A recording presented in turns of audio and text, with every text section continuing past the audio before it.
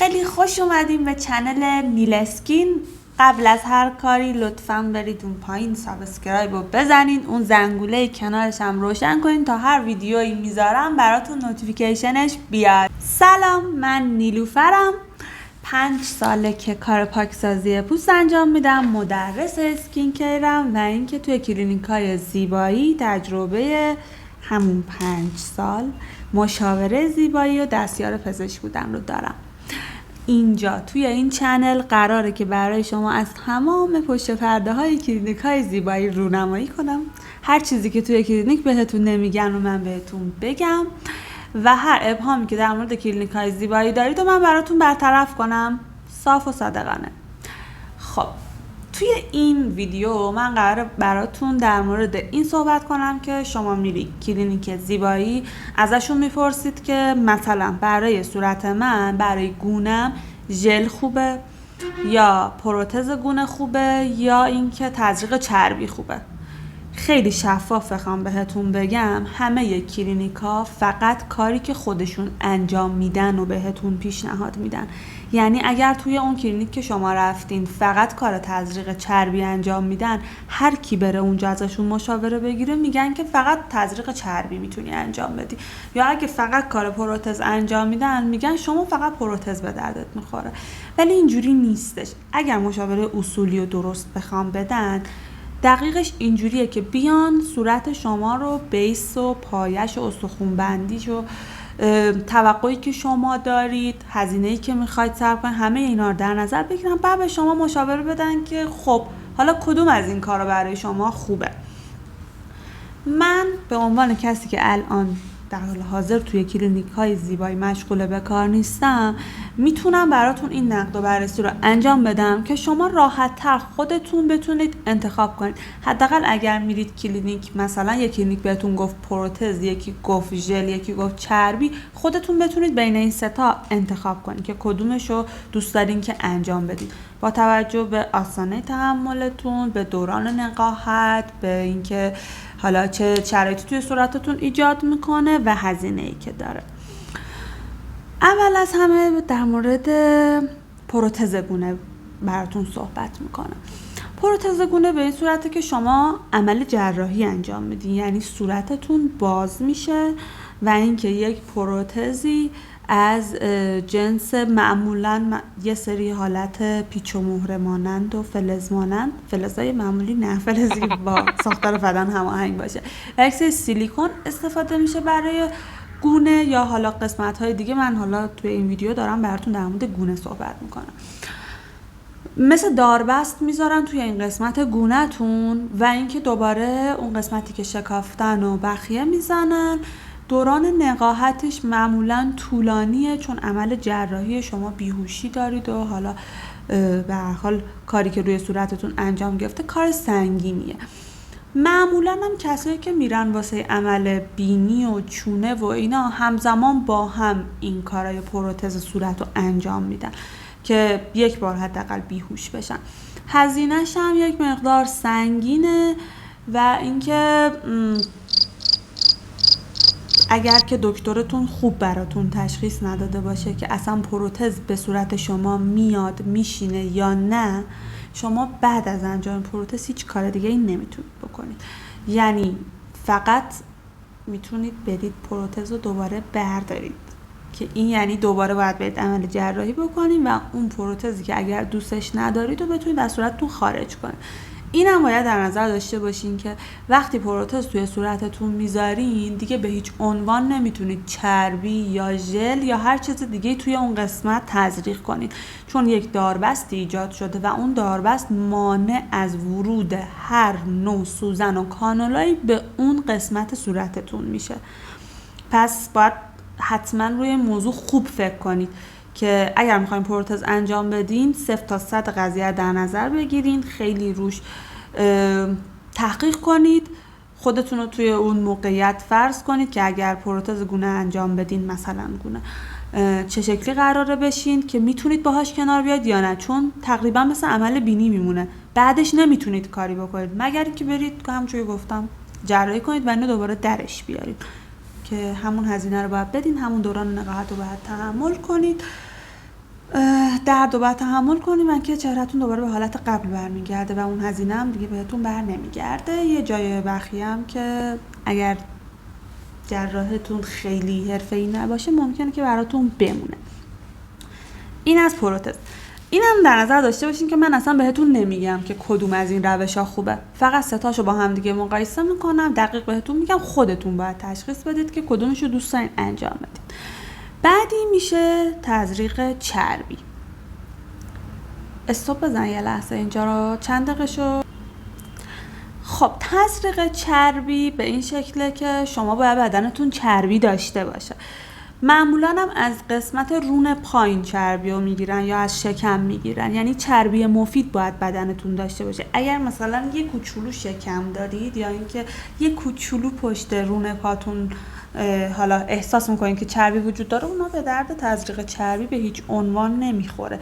یعنی اگر کسی هم بهتون گفته که بیا من برات چربی در میارم از اون قسمت، اصلا به حرفش سعی کنین گوش ندین، چون بی خودی دارین خودتونو توی یک حالت عمل جراحی ولی سرپایی قرار میدین و اینکه هیچ چربی مفیدی هم از اون ناحیه در نمیاد.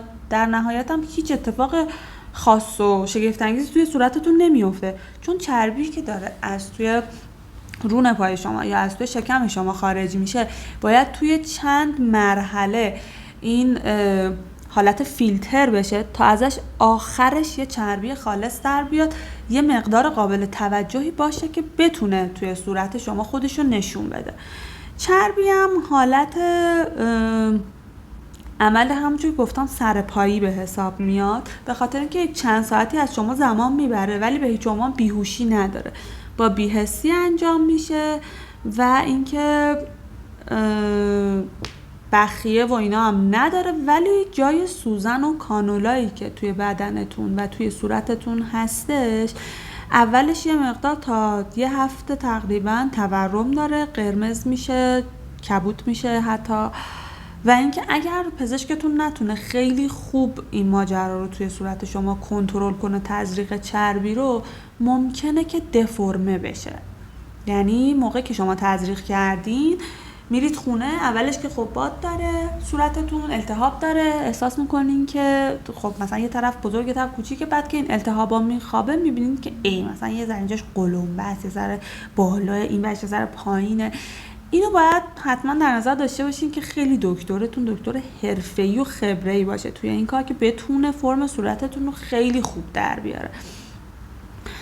تزریق چربی هم دوران نقاهتش هم هلوهوش یک هفته است که باید خیلی مراقب باشین. و یه اتفاق بعدی که توی تزریق چربی میفته اینه که تزریق چربی بعد یه مدت شل میشه و میاد پایین. یعنی اینکه شما اگر خیلی مراقبت نداشته باشین، مراقبت‌های تزریق چربی هم یه مقداری زیاده. مثلا شما به روی صورتتون نباید بخوابید اصلاً، بخور نباید برید، سونا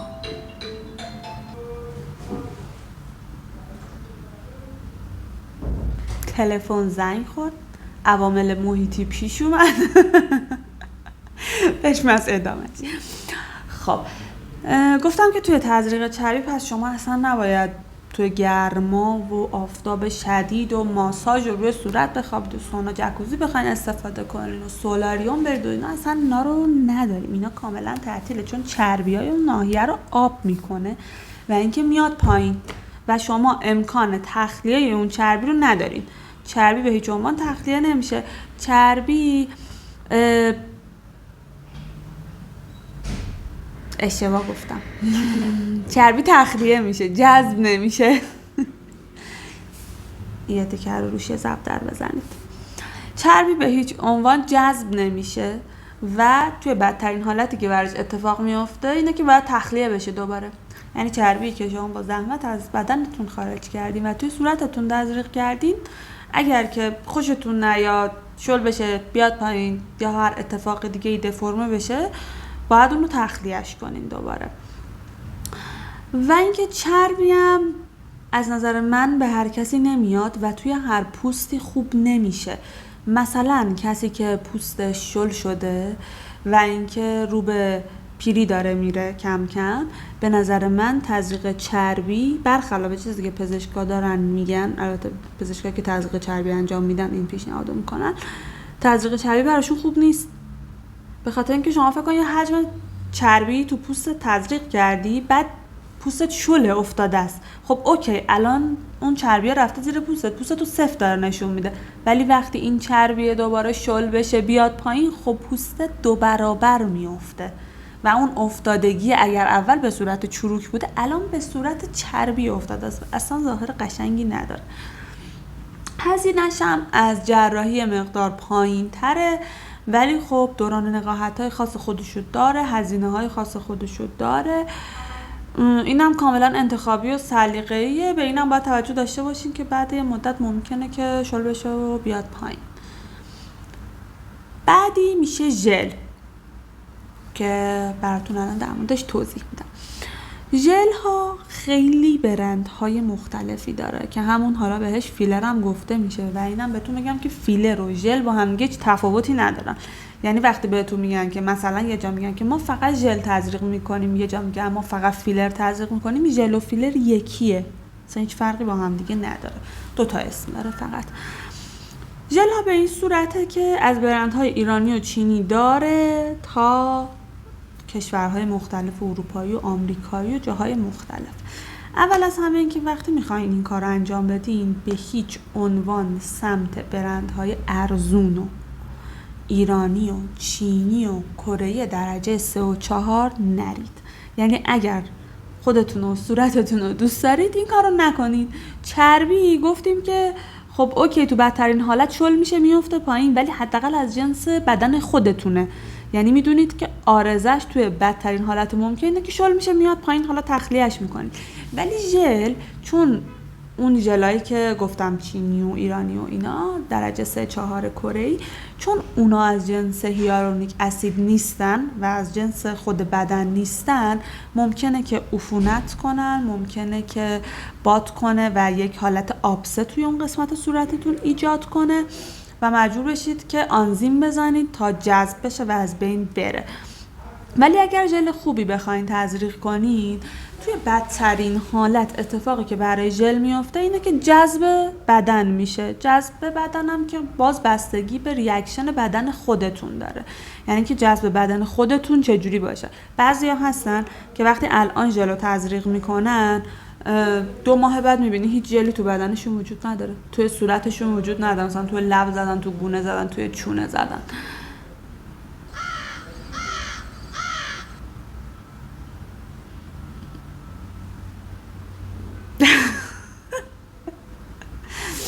وقتی اولین بارت باشه که ویدیو یوتیوب بگیری اینجوری میشه و عوامل پشت صحنه نگاه میکنی، برونور نگاه میکنی. خب گفتیم که ژلا توی بدترین حالت جذب بدن میشن. جذب بدن هم که بستگی به بدن خودتون داره. بعضی از بدن‌ها ممکنه توی 2 ماه ژل رو جذب کنن و هیچ اثری ازش نمونه، حتی اگر بهترین برند ژل رو بزنن. بعضی از بدن‌ها ممکنه که حتی تا 1 سال و نیم 2 سال هم یه ژل رو نگه دارن توی بدن. ولی اینو توی پرانتز یادتون باشه، ژل هایی که جنسشون خیلی بده تا 2-3 سال توی بدنتون میمونه و کلینیکای اینو به عنوان درگوشی بهتون میگم، و کلینیکای زیبایی اون ژل ها رو به عنوان ژل خوب به شما میدن، در صورتی که اینجوری نیست.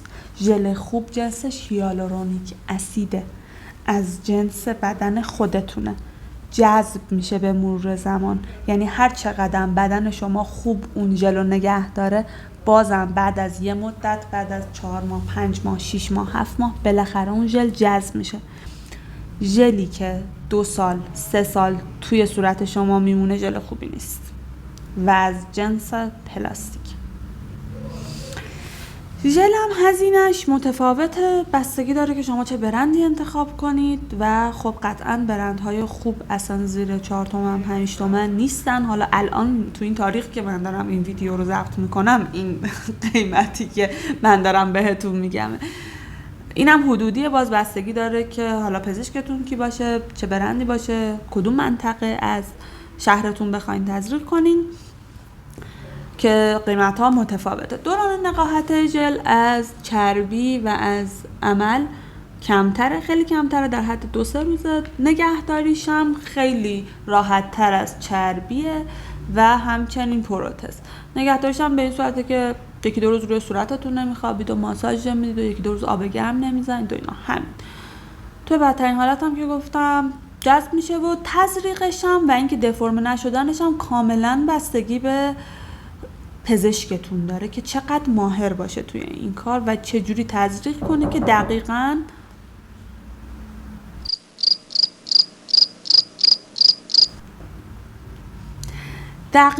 به پزشکتون بستگی داره. پس فکر کنم جمله قبلی با این جمله‌ام یه ذره فرق داشت، یعنی فکر کنم همخونی نداشت، ولی شما منظور منو متوجه شدین کاملا که دفرم نشدنش و اینکه خوب تزریق شدنش کاملا بستگی به پزشکتون داره، ولی موندگاری ژل توی بدنتون بستگی به پزشکتون نداره.